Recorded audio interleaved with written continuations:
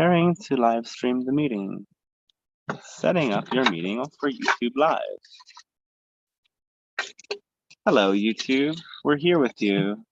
This is Dante. I'm on a boat with some friends, some cosmic friends, not just any friends, obviously. Otherwise, they wouldn't welcome the Pleiadian Council onto the boat. So, in 1 second, you can get the link from YouTube. I'm sorry I forgot to do that last week. I generally don't forget to do that, but I sometimes do. And in that case, that's why it's so nice when you subscribe to the email list, because you get the link and you know exactly when the stream will happen. And the email list you can find at dantestarshine.com, and it's right there.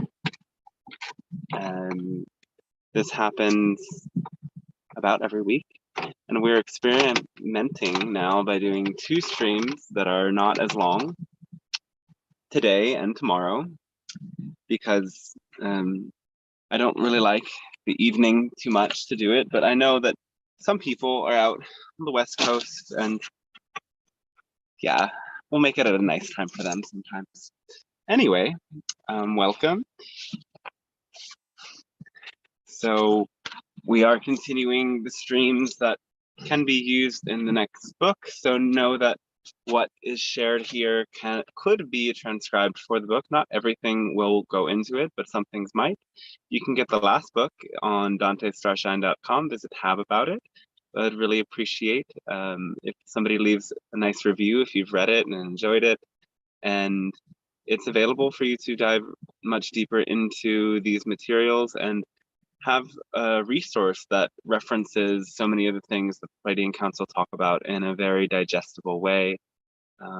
So really happy that that's there and excited to share more. The channeling course is signing up for its next installation, and you can find that out about on the web. Find out about that on the website. All the information is there, and you can set up a consultation with me if you have any deeper questions. And if you want to learn how to channel and deepen into your own healing journey and share those gifts with the world, because we really need them in this crazy world, then the course might be great for you. We're rocking back and forth on a boat here, so I hope that energy comes through in a beautiful way. Without anything else from me to say, we will get started with the stream.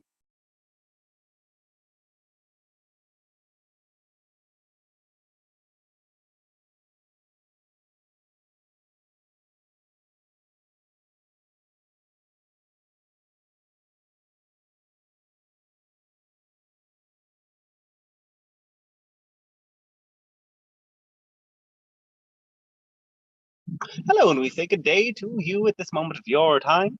We are the Pleiadian Council, and we speak on behalf of your own guides and the Galactic Alliance supporting the world in this process. Some of you call Ascension. It is a great honor and pleasure to contact you and establish this connection. It is supportive for both you and ourselves in establishing this bridge between our realities that allows for both of us to come into deeper connection to all that is through the reflections we offer each other.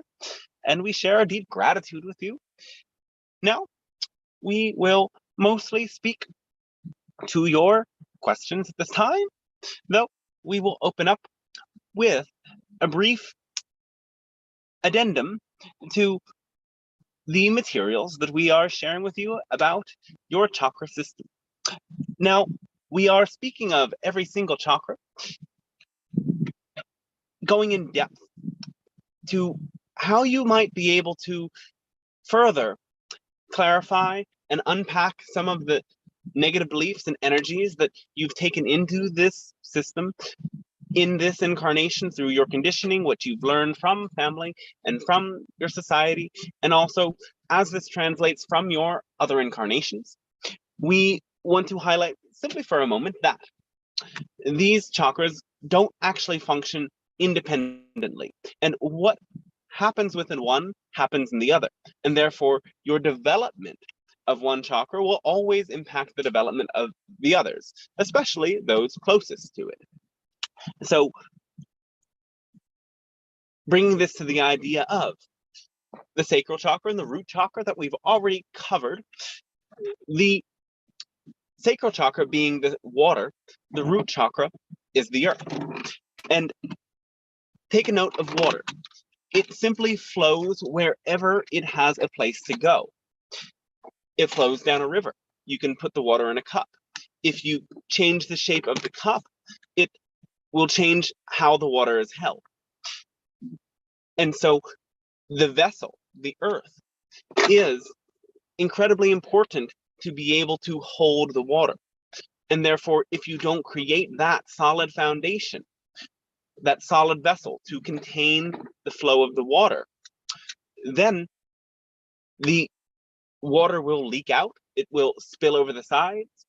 If the vessel that you create is muddy and is not finished, you could say, in a proper way, the water in that sacral chakra will also become polluted, corrupt, distorted. And if the vessel that you create is too tight and doesn't have that open expansiveness to be able to let the water flow, the water will stagnate. And so this helps you get a deeper understanding of what it means to create that solid foundation for the flow of this sacral chakra. Water flows wherever the path of least resistance is. And to really unlock the second chakra, you must become like water and follow the path of least resistance. This doesn't mean to follow the path that is necessarily the most effortless. It simply means to follow what rings true for you. As we say again and again, to act upon that passion in your heart. That is what guides you to the path of least resistance. And you know, because it feels right. And you feel this more than in any other place in your body, in your heart, though it does also involve the passion and pleasure of the sacral chakra. If it doesn't feel good to you in this deep gut level, you are going against your basic instincts, going against your own natural proclivities. And so just as much as the heart can be used as that barometer, the sacral chakra can be used. This applies more for some people than others. And your own intuitive understanding of yourself over time will show you where you feel that response in your body more. Though in the same way that all of the chakras are interrelated, that gut feeling, or sometimes coming from a deeper place than your gut, can also be that barometer of where you ought to flow and where flow is not really happening and won't bring you the best results. Speaking of how, this sacral chakra as well influences the solar plexus and vice versa. The balance of heat, of fire, actually creates the moisture as well.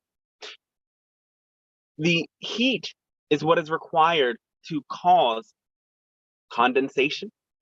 And so by activating that intense fire of the solar plexus, which we will speak about in the transmission tomorrow, you allow for the water to take form in some way.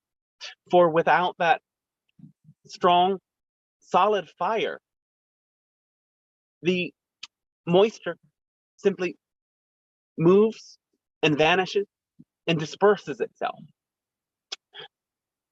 Likewise, you need to be able to contain the water so that it doesn't spill over the sides or, in a way,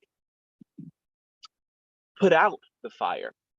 And if the water is not contained by that solid root basis, the water element can dim the fire, can lower the fire, and even extinguish it entirely. And so here it is, having that solid basis to allow the path of least resistance to carry you on your own path that will establish you in the solid power structure of the solar plexus is fire element. And yes, we'll elaborate upon this later. And so for now, we will answer any of the questions that you have, beginning with your sharings, comments, and musings, and whatever you'd like to say, whenever you wish.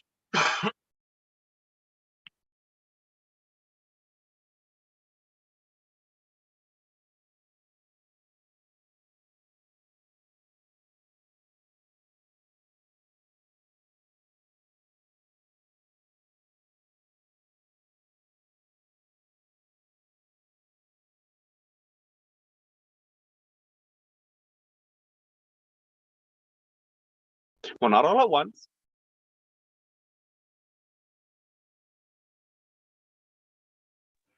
Okay, well, we have a question from Jeff in the chat room. So his question is, I'm attracted to pyramids and crystals. During hypnosis, I said I was the pyramid designer. Did I make it up unconsciously? I wonder why I'm so drawn to pyramids and crystals. I have a copper pyramid for meditation at home, and I can feel the pyramid energy through my crown chakra. That sense of the energy is cool. How can I help awaken my higher consciousness with my copper pyramid? In hypnosis, you did tap into that connection to parallel soul aspects, or what you might call past lifetimes, that were connected with the development of some of the pyramids. Not necessarily the Egyptian pyramids, though the development of some pyramids. Pyramids are used around your world because they create that solid base. The triangular structure is one of the most solid and is actually the basis of all sacred geometries. And so by invoking this with that solid 4 pillars, it opens to a very creative energy. The geometric structure of the pyramid allows for an energy vortex to open, and through that vortex, energy travels downward. It, yes, activates the crown chakra, and many of the pyramids are intended to create this opening here. The draw to the pyramid is a natural inclination, as you can use these structures both for healing and for activating potential higher connection with your own higher self.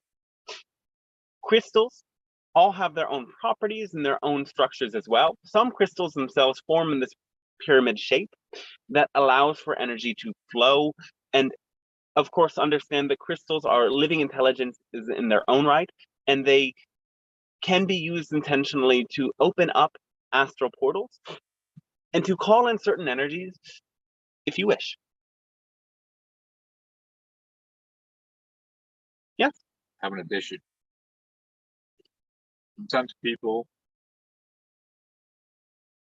use symbology, rituals, reminds them of living, connecting to higher self, higher energy.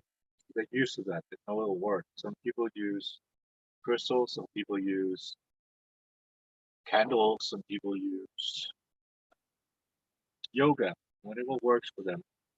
It's basically the self saying, if I do this, I outlive and I connect.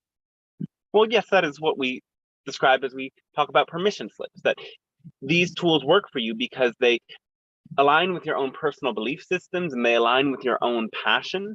And when you fall into alignment with what is true for you, and it is empowered through your own heart's passion and desire to experience and explore, there will always be a greater proclivity for the results that you seek and for the creative expansion of your own inner desires and soul's longings.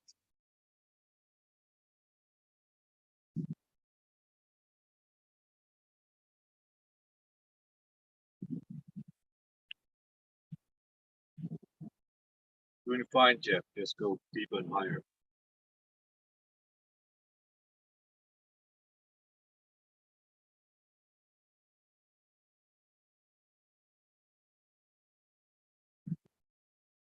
All right, something more somebody would like to ask or share at this time? Hello, Pleiadian Council. I would like to Hello, have a yes. question. What's the pleasure of the what's the role of the pleasure in life? What is the role of it? Yes. It is part of what keeps you enjoying your time here. Pleasure is joy. It is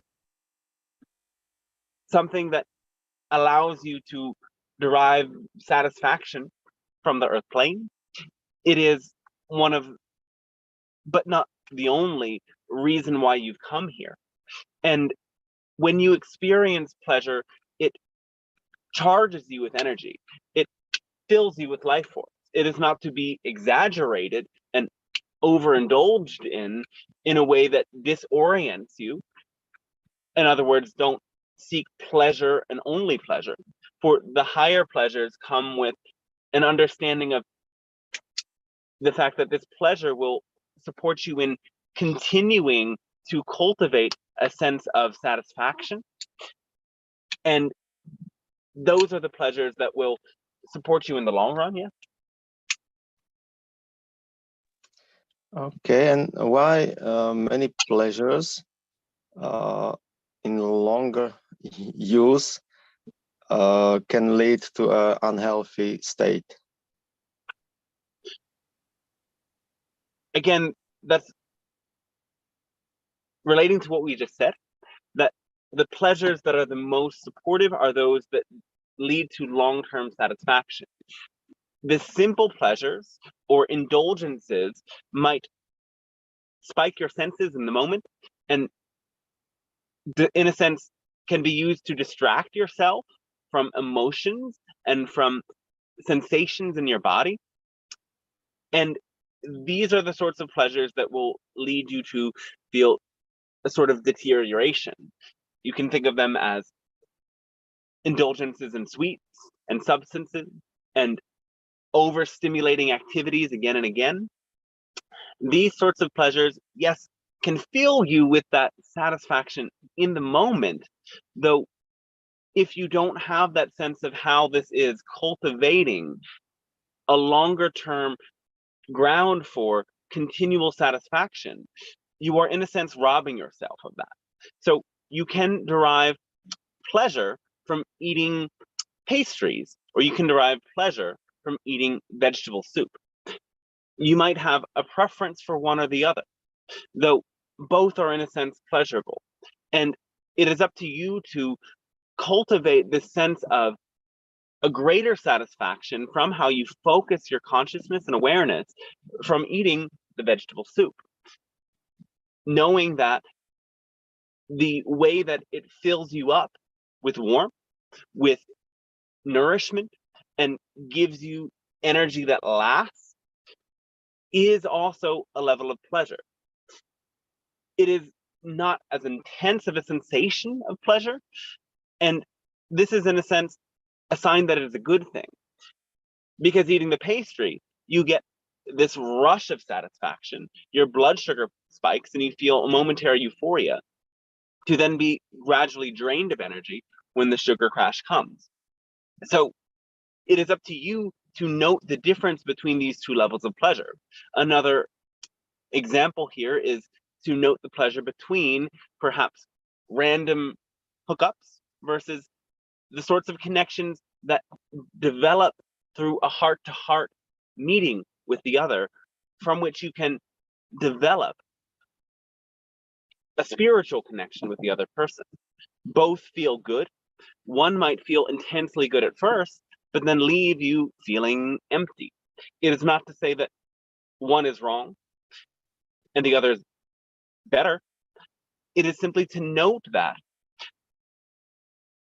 you lose energy to these pleasures that simply shock you in the moment and, in a sense, distract you from your own shadow, versus the other sorts of pleasures fill you with nourishment and give you the platform to be able to sustain your ability to derive satisfaction and pleasure.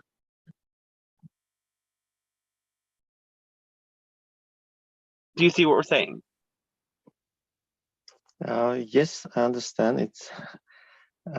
It's rather complex to understand. No, it isn't. It's very simple. Okay, and this also this explanation why young people are often falling to have a quick pleasures, and after a while they will change their focus, right? Yes. And it is also because it takes a while in the incarnation to be able to understand the long-term consequences of something. When somebody is young, they have, from their perception, so much time ahead of them. And the body is naturally still very vital, very strong, and can recover very quickly from these sort of draining pleasures. Though with time, one starts to learn the consequences of doing so, and they start to shift their focus. Not everyone does that, but many do. There's also a scientific backing that shows that the parts of your brain that relate to the assessment of long-term risk and reward don't really finish developing until one is 30 years old.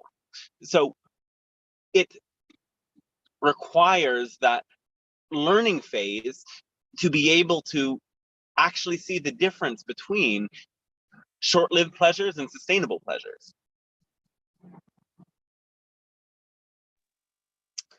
Okay, and so what does it mean when I'm still drawn to sugary foods and sweet foods? Well, what are you feeling when you feel that craving? What emotion are you feeling?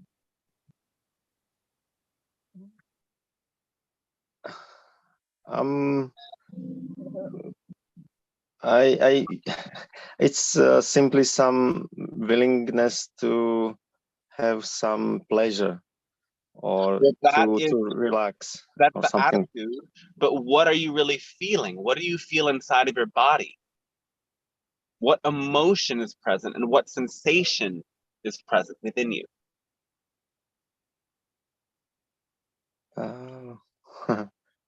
Good question. So if you don't have a sense right now, imagine the last time that you had a sweet thing. What were you feeling inside of your body in that moment? Particularly in either that stomach region or in your mouth and throat? Particularly, I just wanted to taste it. That's my main motivation usually. You're not connecting deep enough with yourself. Yes, that a struggle. Yes, you that need may to be it. go deeper. And the next time you feel this, take 5 minutes to simply breathe into the sensations of your body. Sense inwardly what is happening within your body. And as you bring awareness to where is this feeling coming from, you are mentally jumping to that conclusion, yes, I need to eat something sweet right now. There's the desire, but what feeling is beneath the desire? Okay, and I just need to question what's beneath it, right? And Bring it should awareness appear. And you will find that whatever it is, because for some people it might be a sense of emptiness, for some people it might be a sense of ungroundedness and anxiety, for some people it might be a sense of boredom. Whatever that emotion is, that is what that individual needs to connect with and needs to consciously cultivate an awareness of, bringing that emotion into conscious awareness and seeing how that emotion plays out in every area of life. Because just as there is that difference between short-term pleasures and long-term pleasures, there is that short-term solution to that emotional state that then covers up the issue. Yet there is also the long-term solution to it that will lead to the resolution of whatever that distorted emotional state is. And if you keep using the short-term solution, you will never find the long-term solution. Yes, and also I was taught also to have a sweets as a reward. So I'm most probably using it also still today to get over difficult things in my life, right? Yes, though what is the emotion present in the perspective that something is difficult? What is that? Connect with that and find other ways to relieve that sense of being burdened. Yes, that's usually some kind of fear that is Yes. difficult. Okay, thank you very much. And if I may, to have one more question. All right, yes. The scientists have measured that when they are scanning brain, and then before they can see the decision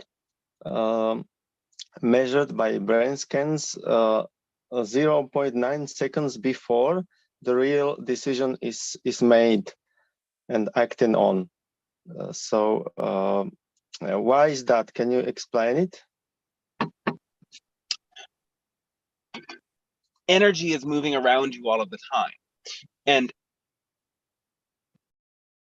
before something comes into the brain, it is decided at that soul level. Or rather, before something comes into the mind, the soul is energetically moving you towards it. And so as you start to study more with science and all of these different technologies, you will start to see more evidence of this greater life form that you are that is beyond the physical. So the decision is done in higher self, right? At a soul level, not necessarily at the level of the higher self, because remember, the soul is connected with the higher self, but is not essentially the same as the higher self.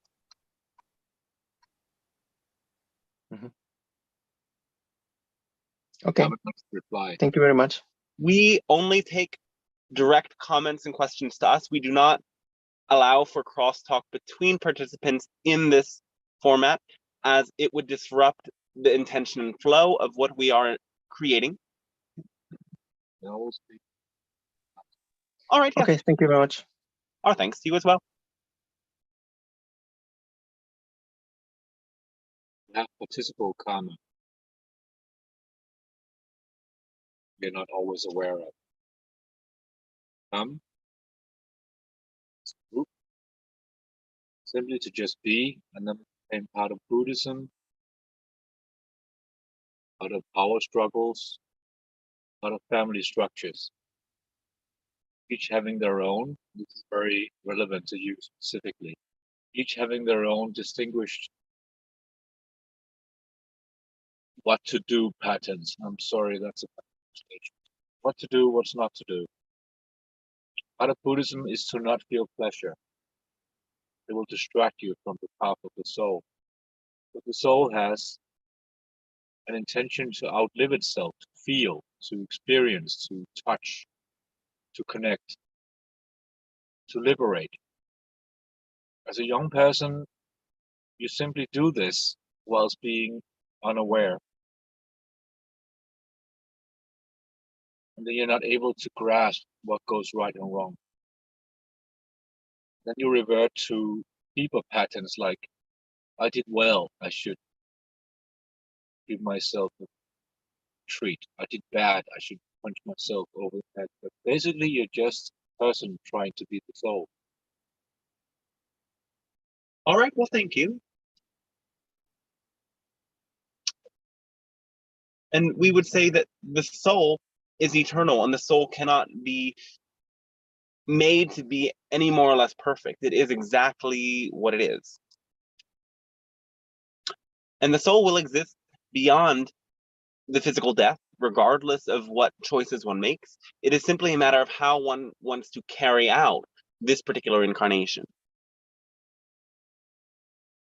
Because this incarnation is, in a sense, a proving ground for you to define who the soul is. Regardless of what choices you make, the soul is an eternal being, and the soul is always liberated. So there are many attempts through different mystical traditions and religions to go beyond this karmic loop. Though what one must come to understand is that beyond death, you already are eternal. And so much of the work is already done for you.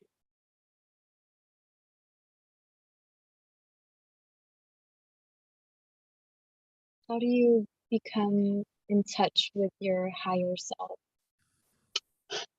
Your higher self is constantly communicating with you through this feeling and experience of passion. This is your higher mind speaking on behalf of your higher self, showing you the pathway towards that deeper connection with your higher self.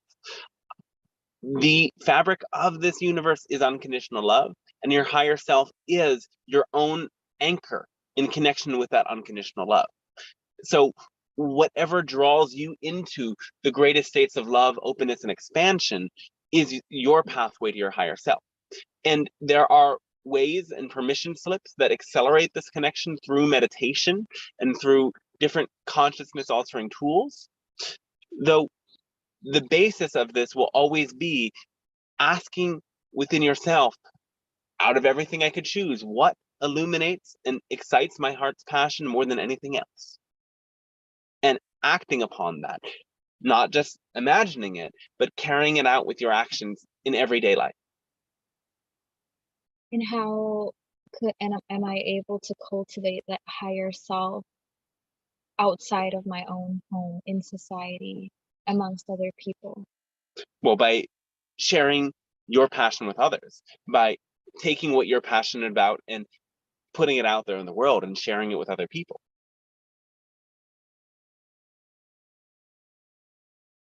Oh, well, thanks to you as well, yes. Hello, Pleiadian Council. Hello and welcome. Thank you. I have a question about twin flames. You've talked many times, about twin flames. Yeah. However, the little I know about the characteristics of that, I have a sense that I have met someone who may be a twin flame. And I'm very curious if there's any particular chakra or chakras that help identify that or are very connected to whether or not to help one understand if someone has encountered a twin flame, if that makes sense. So do you remember what we have said about the distinction between a twin flame and a soulmate? Yes, but if you would be so kind as yeah. to briefly remind me. Most certainly. So this sense of a twin flame is based upon this notion that you are two halves of a whole. Mm-hmm. And therefore, this perception of this concept is based on a sense of incompletion and lack. And twin flame relationships can be very real because there can be two souls that have the agreement to play out this dance of the sense that they are one. Mm-hmm. Yet all of you are innately one with source and with higher self. And so twin flame relationships happen when you are still in a state of incomplete remembrance of that innate oneness with higher self. Mm.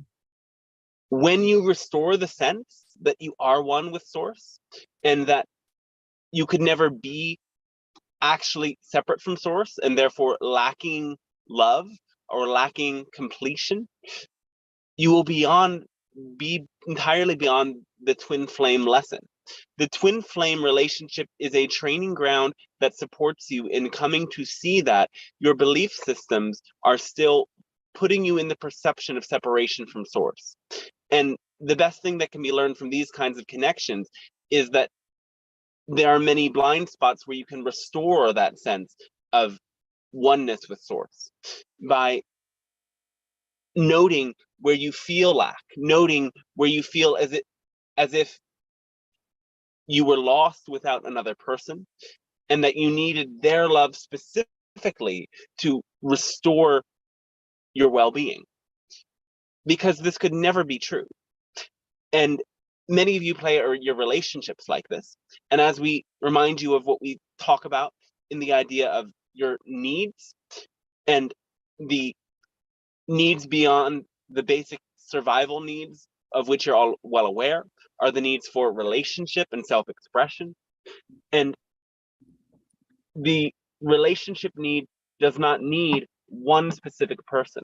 There are some individuals that will live their entire life happy and satisfied without having that idea of a romantic relationship. Most of you will desire a romantic relationship, and therefore it is something that you need. But even in the context of a romantic relationship, that one person cannot fulfill all of your needs for connection and relationship. And so one helpful way out of the trap of a twin flame dynamic, or any dynamic in which you feel dependent on the other well in your own life, is to recognize that you can fulfill your need for connection and relationship with other people in your life, with friends, with family, with those you derive love and meaning and connection with. And by recognizing that you don't actually need that one person to play that role for you, as you have been taught by your culture, you will free yourself and come to remember that you have within yourself the ability to meet every single one of your needs. And then that romantic relationship will be just the icing on the cake, and the cake will still be able to satisfy you without the icing. Ah, that's a beautiful, beautiful explanation. Thank you for clarifying that. So would you then, does it make sense to say that understanding what you have just said, putting that into perspective, continuing with this relationship, would that help growth, or would that, in a way, could that possibly hinder growth and evolution? A twin flame relationship can transform into a soulmate relationship, though you have to, again, restore that sense that you are whole even without the other person. And it can be a process of getting that belief in lack and separation triggered again and again, and know that you will have to go through this process one way or another. So you can use this relationship, or any twin flame relationship, as a springboard to help restoring that sense of connection and oneness with source. And it will be, yes, a gradual process. You don't necessarily need to break the relationship and seek another relationship, because if you don't restore that sense of oneness with source by assessing those negative beliefs that create separation and lack, then you will find yourself in another twin flame dance. However, if this person is in some ways abusive or harmful, then it would be best to do that, to separate from the other. And sometimes this happens in twin flame relationships. It is a relatively common way for them to play out, that somebody gets attached to the idea of needing to be complete by the other person, yet the other person is in many ways demeaning or dismissive. And if you find yourself putting up with anything at all, you have to at least take space, if not cut the cord. Ah, okay. Thank you so, so much. I really so grateful for your perspective. Oh, great. Thanks to you as well. My love to you, Pleiadian Council. Our unconditional love to you and to all of you. Yes, yes. We've got a couple of questions on the YouTube. All right, yeah. So this one is from Paula. Hello, Pleiadian Council and Dante. I've recently started driving alone without my instructor after getting my driver's license last year. I'm experiencing quite a lot of fear driving alone. Could you expand on why this energy is so strongly present in me? And do you have any advice? Thank you. What beliefs are deeper within that fear? Do you believe you might get into an accident? Do you believe that you are not focused enough to drive? Do you believe that somebody else might hit you? Get very specific with yourself as to what your thought processes are, and look for counter evidence. Show yourself that you have been driving well so far, and remind yourself that there are many ways to be aware of potential dangers. Every time that you drive, notice the fear hopefully gets lighter and softer. Sometimes when fear is present, the best thing to do is to challenge yourself to confront it anyway and follow the call within your heart to do whatever it is you are called to do. Sometimes it takes much longer to break through those fear-based patterns, and you might have to be doing something for quite a significant period of time to be able to break through that fear. We would encourage you as well to meditate for 5 to 10 minutes before you drive and fill yourself with light, fill yourself with clarity, ask for protection from the guides and guardians that you call upon so that you can feel more assured as you step forward into the vehicle.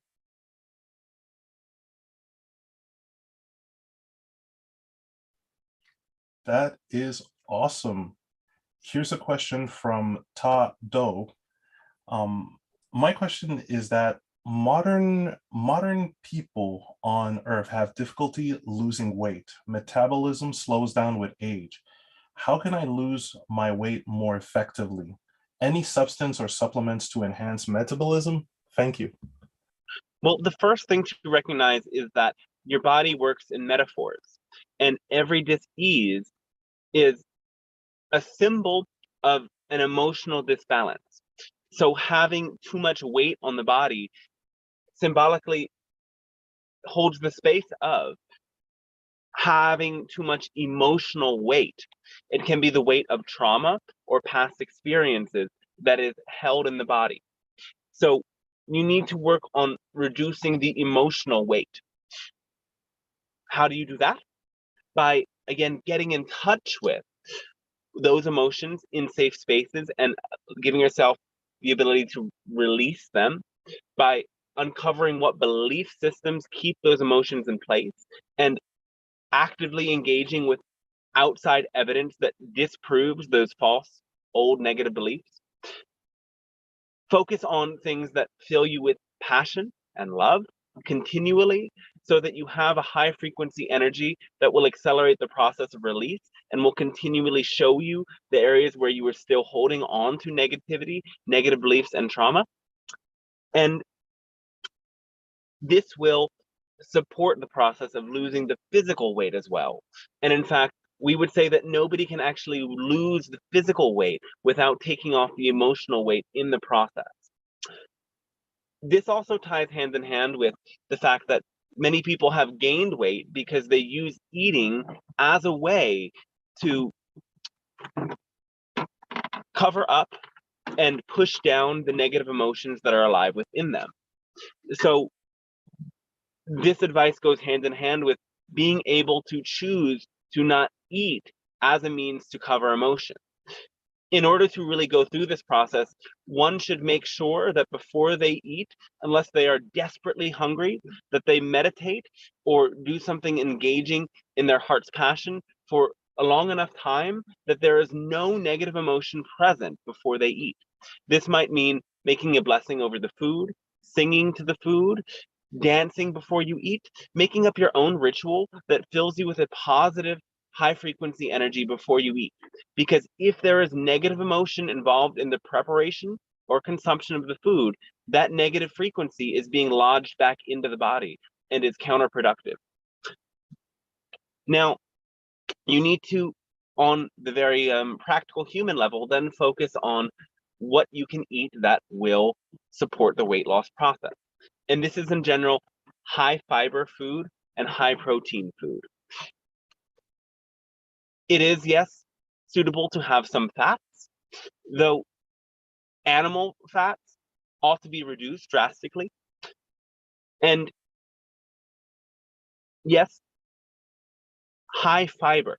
This means many vegetables, grains, even focus on certain extremely high fiber foods like celery, jicama, carrots, that have such a high load of fiber that they support the body in eliminating and pulling the toxins out of the body.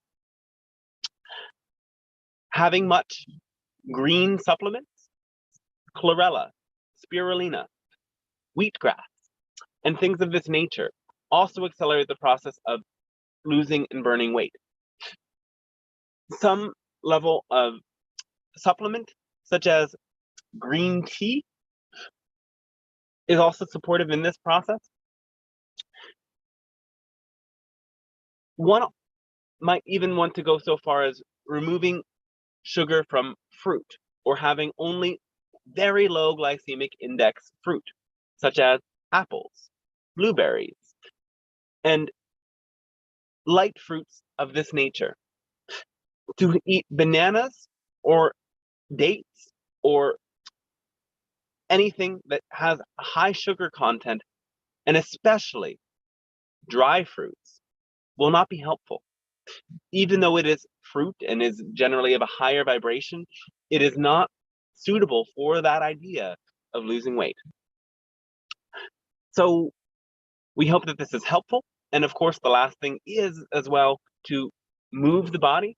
And another reason that people put on weight in the first place is because they aren't following their passion and their body goes into a stagnant state. They might spend a lot of time sitting or a lot of time laying down and not really actively engaging the body. So engage with your passion and let your passion carry you into activities that fill you with life force and get your body moving.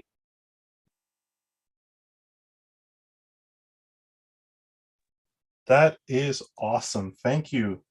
There's one more question from the YouTube. Right.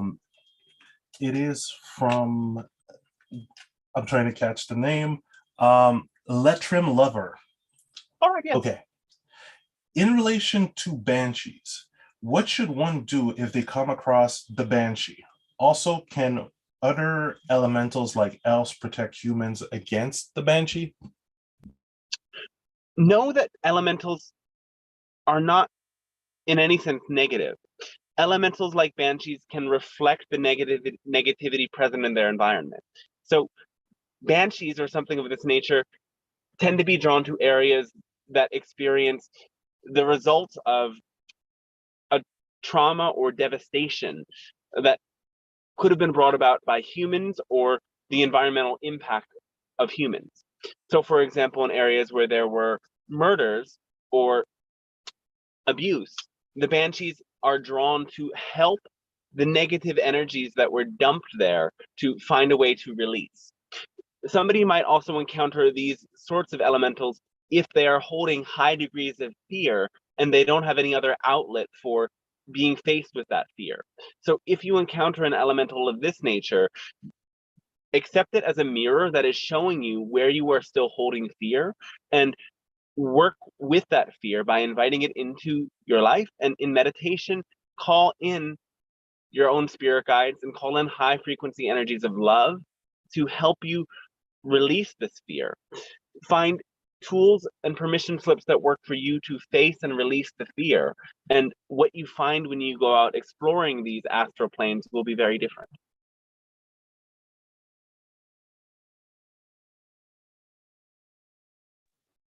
Awesome. That's it for the YouTube question. All right, yes. Unless, okay, well, I have personal questions, if I may. Oh, yes, you may. Great, thanks. I'd like to thank you guys some more because our interactions have been just pie flying and fantastic. Oh, thanks to you, yes.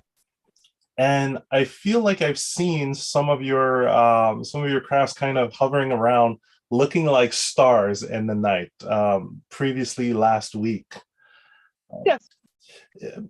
So we are present there with you as well. Oh, that's quite awesome. Well, my particular question would be in a sense where I've recently kind of deep dived into the aspect of energy and vibration a bit further, and I've kind of and I'll run that by you guys. It's as if I've perceived or the understanding that every thought, words, and actions is kind of sending back a boomerang my way, kind of like a game of Tetris in a way. And that instead of focusing on the actual physical material, it's becoming more and more clearer to focus on the overall feeling of what's the feeling state of what's desired. Can you Yes. help me a bit on this? The feeling state is what is most foundational to success with any sort of manifestation. If you can maintain that feeling state while using it to carry you through the actions and the steps of figuring out that are necessary for that particular manifestation, you will have much greater success than if you did the figuring out without doing that energetic emotional work of tuning to the frequency of the results that you prefer. Then that's really awesome, because it's like understanding it too. And at times I do feel like I get into the granular nuggets of it, or the granular degrees of it, but Yes. it's seeing that we're like, I guess we're like manifestations, walking manifestations machines, because if each and every of our emotion brings back like a boomerang something of that similar frequency, then it can be played a bit like a video game, you know, like we can consciously select what kind of vibrations that we want to throw out and then receive, right? Yes. And that can be a very useful permission slip for you to imagine that life is much like a video game. And because you trust that a video game works the way it is programmed, you can also trust that this life works the way it was programmed. When you put out a frequency, you'll get the return. And of course, you have to press all the buttons right and perform all of the steps in the right way. Though when you understand that it is actually in that way like a video game, it is programmed to give you the results of what you put out, then it can be much easier to surrender and relax into the process. And again, remember that surrender and relaxation are emotional frequencies that you put out as well. They perpetuate themselves and bring back the same results. Super awesome. So something that just kind of flashed, and it's a cheeky analogy, but would it be like a cheat code, but not really a cheat code because all is permitted, to then say let's say work with affirmations to have already cleared a past trauma? Because I imagine that it would lead us to a series of events instead of, you know, brute forcing, trying to break the memory or trying to force ourselves to you know, to put too much resistance into clearing a trauma. Would it be much better to kind of just, you know, have the analogy or have the affirmation ahead of time to try to feel that feeling ahead? Yes. Yes, and because traumas heal over time gradually, and there is no pushing into this process. Some people may use different tools to accelerate the healing of trauma, and those are useful and valid, though sometimes what they do is create an intense experience of catharsis that can actually be re-traumatizing. So you don't need to actually hunt for your trauma and your negative belief. Remember that all you have to do is activate your passion and act upon it, and know that on that path you will encounter whatever trauma is still lingering within you. So if these affirmations support you in being more capable of and more confident in acting on your passion, then use them with the understanding that you might still encounter places where that trauma is lingering, and that isn't necessarily a bad thing.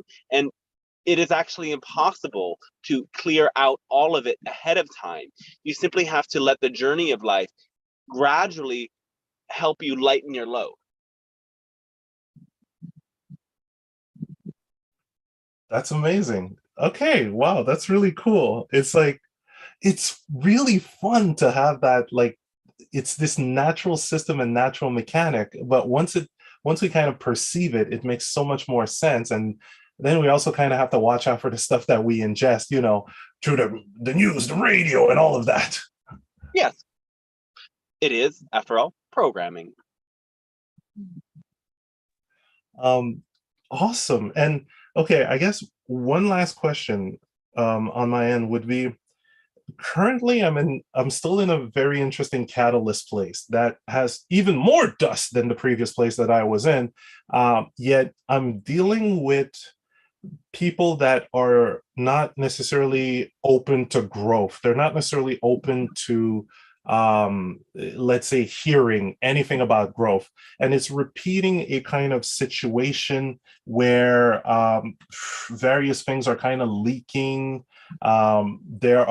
It's kind of comical. I see it as comical now, but it's just this place where there are various obvious things that are not necessarily working, yet instead of working at the core of these things, it's often just putting a band-aid over it. Like, oh, the fridge is too full.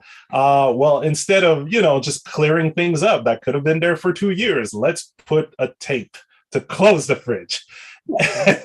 And that leads to more problem because condensation comes in and then it provides leaking water. So this is the kind of situation that's kind of happening. And I was kind of wondering, okay, well, why am I this catalyst? Or what would be a way to kind of come into a further place of compassion? Yes. Well, first of all, you have to understand the negative connotation that you and the collective has put on this notion of putting on the Band-Aid. Because yes, sometimes putting on the Band-Aid is not necessary, but other times it is. For example, if your wound is bleeding, it needs a Band-Aid. And so what you really have to assess is, do I actually have the capability to fix this thing completely in this moment? And if you don't, the Band-Aid is just well and good. You can take off the Band-Aid and accelerate the healing process and really resolve the issue later when it's necessary. It isn't always bad to find a Band-Aid or find a temporary solution. Use your passion as a barometer as to what to do with any given situation. Are you really passionate about finding the complete solution now? Or is there something else that is calling your attention greater? And therefore, the path of least resistance includes putting on the Band-Aid now so you can direct your attention where it really needs to go. In this case, it is mostly because it's been a lingering issue with them. It's been happening over and over. And the core fix that I can literally see is basically just cleaning up the fridge. But there's, I So do it sounds like understand. in this situation, what you really need to do is address the root cause and make a grand change. Yeah, yet as I've mentioned, I'm kind of dealing with certain, with individuals that do not necessarily want to, it's as if they don't necessarily want to face the root cause within their subconscious, meaning this idea of lack, but to a degree that they're keeping these, let's say, things that would have been frozen for 2 years that aren't necessarily having any kind of good potential energy in there, but it is kept in a lack state or in a lack thinking, Yes. It's part of the dark energies, it's stagnant. So if you want to take it upon yourself to clean it out for them on their behalf, then that could be a solution. If you know that that will be met with great resistance, then accept that it isn't necessarily your path. It is not your responsibility. It might be your unfortunate destiny to have to deal with the problem they are creating. However, if they don't choose to let you come in and assist, then to interfere would cause negative effects for both of you. Okay, awesome then. So yeah, that just kind of puts things into perspective on that way. It's going to be an interesting comedy for a bit. Thank you. Yeah. So if you view it in that comedic lens, then that is the highest perspective to deal with any of these sorts of strange errors and disagreements and messes in your life.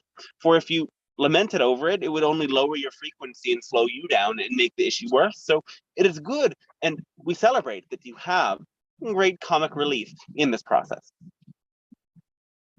Oh, thank you. It's so true. It's so true. Thank you again. Great counsel. Thanks to you. Yes. I have a question. Yes. Dear Pleiadian Council, I'm looking into getting fundraising for personal operations, but today the suggestion came to do like what's it called, trust fund to help others gain these operations as well? Yes. Which should I focus on first or both? What feels more exciting for you? Well, that's the thing. Doing the one for others is extremely exciting also, but it's the most daunting of the two. All right. So take moments to sit with your fears and the perception of this as daunting, and see if a couple of days or weeks helps you resolve that sense that it is daunting, and that if that becomes the greater excitement, then that is the pathway. It might be that you only think that it is more daunting, but actually there's much more opportunity in doing it together. Or it might be that your own personal preference is to focus on your own interests and your own path. It is up to you.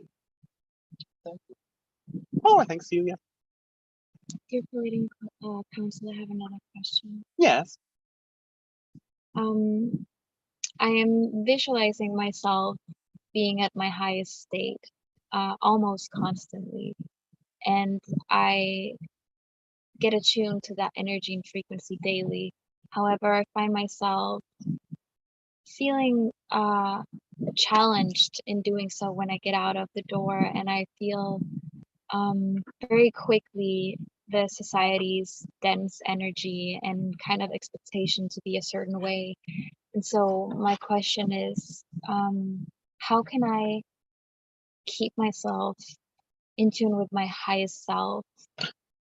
Have you focused on carrying that meditation or visualization with you throughout the day, or perhaps a slightly different visualization or perspective? We would suggest this. We would suggest that as you go out through the day, visualize that your body is overflowing with light. Practice in your meditation that your whole body is actually made of light, and this light emanates from you, especially from your hands, from your face, from these different extremities of your body. Visualize that literally every cell in your body is glowing and vibrating with this light. And as you walk through the day, keep this as a subtle focus. You don't have to focus predominantly on it. Simply in the back of your mind, picture that your whole body is glowing with light, and that this light creates a bubble around your field. You can then start to notice that everyone else has a light field as well. And you can notice that these different vibrations you feel could actually appear to you as colors, as shapes, as energies around you. And keep yourself focused on filling yourself with this light energy and sending the light energy out from your body. If you feel as if dark energy comes towards you, send the light at it to dispel it and cast it away. You can also focus your mind on a phrase or a mantra, such as the one the channel gave you earlier, as a way to keep yourself focused. Because remember, all of this is about focus. And if you feel the high frequency when you're meditating, you're seeing the power of your focus. But what happens is that once you walk out the door and enter the world, your focus shifts from your inner reality and perspective to the outer reality and perspective, where there is dark energy, and you attune to that dark energy and it starts to come in.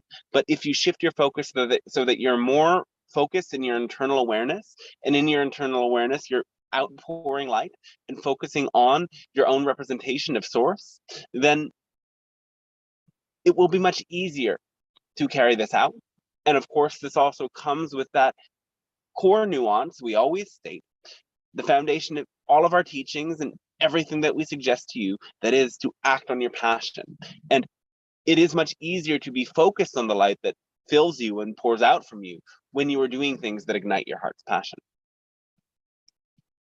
Thank you so much. And with regards to what you just mentioned, I have been very much in tune with my highest self in general, where I do feel exactly what you just explained happens, which makes my heart really happy.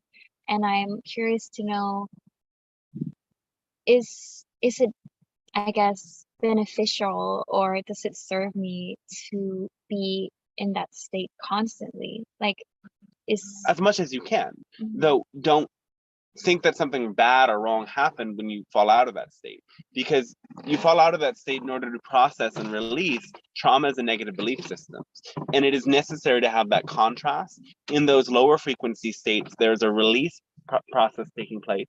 If you can have at least a positive attitude about the negative experience you're having, you'll be able to go deeper into that process with clarity to understand exactly what you're releasing, and with that clarity be able to accelerate that release process so you can move back into the higher frequency faster. So you would, I mean, for me personally, I would say staying at that highest frequency and the highest self, being in tune with that constantly is absolutely possible, and is something for me to try to get there, or to put myself in a state to be there. Because sometimes I wonder, oh, is that even a good idea, or will something negative happen if I try to put myself in that position constantly? Nothing negative will happen by being in a constant positive state, but you can experience negativity by insisting that you are always in a positive state. Remember, that formula is to act on your highest passion to the best of your ability with no particular insistence on an outcome. And there are many people in the world practicing high frequency meditations and lifestyles and strategies that have high degrees of insistence as to what state of being they are in. And these individuals will appear as very rigid, very restrained. And as soon as any negativity arises, they will deny it and enter into a sort of spiritual bypass. This itself is a state of great negativity, and that is the only pitfall. So here, simply be careful that you don't insist that you are always positive. Intend to be always positive, though have an accepting attitude when things are not always entirely positive. Thank you so much. Oh, thanks to you as well.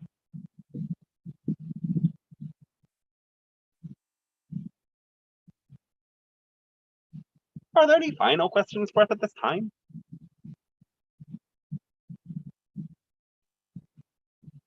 Maybe, if I may. Yes. This is mostly interesting in the aspect of following the exciting, the highest idea in the moment. Would you have any tips to, let's say, becoming more aware of that feeling, you know? Because oftentimes it would come in a flash, but I don't necessarily know how to explain it. Sometimes the flash would just vanish away because, you know, the conscious mind would kind of bring its usual reasons, and it's like, oh, it can't be done because of this, and this. So what would be your counsel's tip for that, and how do you do it in your density? Because I'm really fascinated with your density. Well, again, in our density, we don't experience any negativity. So if we get a flash, it stays a part of us. There's nothing that comes and disappears unless we want it to disappear. What we would suggest for you is, if you can interrupt the flow of whatever brought you to forget and take a moment to sit and breathe and close your eyes and focus on whatever that flash was, you might be able to reignite the flash. Not necessarily right away afterward, but perhaps some hours later or days later, you might be able to reawaken whatever was alive in you that appeared as that flash. Again, have no insistence, because everything you need will be there when you need to know it. And that is also a part of the formula. So you'll remember much quicker the sooner you return to that state of highest passion and acting upon it. That is super awesome. Great, thanks. And our thanks to you as well.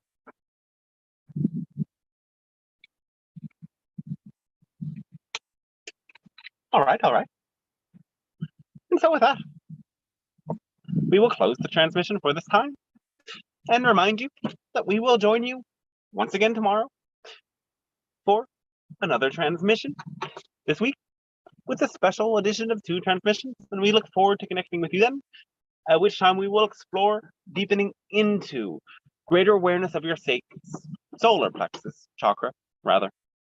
Until then, we wish you a fantastic rest of your day and extend to you again our great gratitude and unconditional love for meeting us for these transmissions. All right. Thank you, Dante. Thank you. You're so welcome. Thanks for being here, everybody. Ooh. So wow, yeah, we'll see you tomorrow if you'd like to come for the next transmission Awesomeness. at a little bit of a later time. And thanks again for being here. Just a reminder, you can always donate to support these free transmissions in the contact/book a section tab of dantestarshine.com. Really appreciate them, and it supports me in continuing to freely offer this. And the channeling course is also something that you might want to check out, and private sessions. And thank you again for being here and supporting. And yeah, I won't say anything else officially, but we can open this up. And ooh, what did I just do? Okay, so we're here on a boat. Want to say hi? Hi. Hi. A transmission out at sea has never happened before, but it was such a cool opportunity that I thought I had to say yes to see what would happen. Was it rocky on the camera? It was all good. The questions were magnificent. Oh, good. Yeah, it seemed like a good one today. It's just fantastic. Wow. Especially when it comes to the root chakra. Wow. Yeah. And it's all thematic. I mean, with the water being in the background. Yeah. It almost felt like it was like a repeat of some information that came through last week, was it? No. No. It No. was different. Okay, good. Yeah, sometimes like I have this deja vu thing where like after a transmission, I was like, but wait, they've said all of this before. Like we had this exact same transmission a while ago, but I think it's just like because it's so like multidimensional and like already like it's like it's already a part of me that I'm like, but no, I shared this before. I'm just repeating the same information, but then I like look at it and I'm like, oh wait, no, that's not what happened. That's just like my weird deja vu thing with channeling.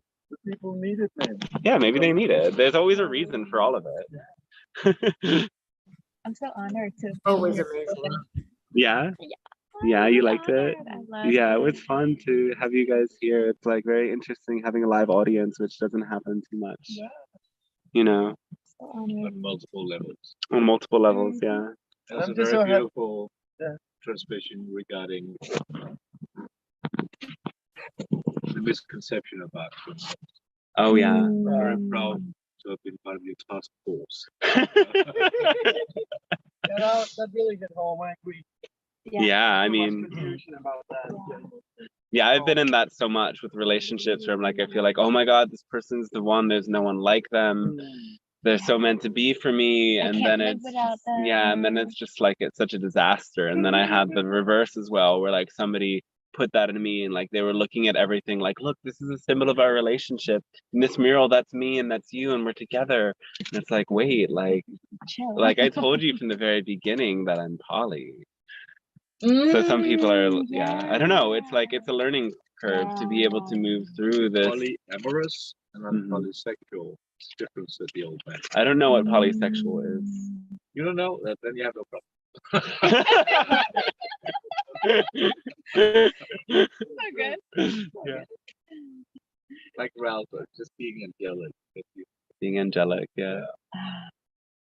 It was so beautiful. So yeah, like I've learned as well with time that it's like we can open up to each other and like get a lot of the love that we seek from other sources. And a lot of that dynamic I experienced in the past was like feeling so desperate for somebody that and noting like how that desperation was like an energy field that made me vulnerable to them, and like then they could use me for things, for one, like that they would take from me when they needed because they knew they could have me. And also like when they weren't in a good space and didn't want anything, then the desperation would like push them away and repel them, and it just, you know, it made me very vulnerable. And then like and learning to go through the desperation was just learning to be like learning what contentment was, of just like life is so good, I might really want this thing or this relationship or this person, but I can still just feel really good about life Exactly. because there's other things going. Yeah.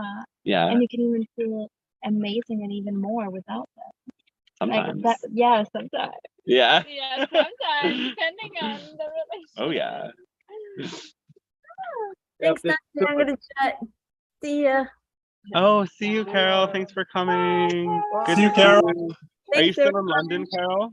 No, I got back on Saturday, so I'm Okay. finally back to syncing with your schedule. So yeah, it's good to see you. It's always good to see you. I miss you, Dante. Oh, miss you too. See you later. And tomorrow.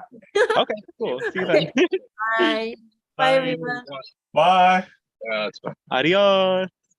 So we'll end it. And again, if you want to join tomorrow, is at 6:30 Europe time, 12:30 East Coast, 9:30 West Coast, and everyone else in between will figure it out. Much love. Catch you later. Thanks again, man. Have a great day. Thank See you you. tomorrow. Bye. Ocean moment for the camera. Yes. I love boats. You know, I will say finally that I manifested this very funnily. Like one day I was like looking out at the water and I was like, I really want to be on a boat. Me too. And then like a couple of days later, like this guy shows up to my ceremony and is like, hey, you want to come on a boat? I'm like, yeah, manifestation. We can manifest anything. Okay. Ciao, ciao. Epicness.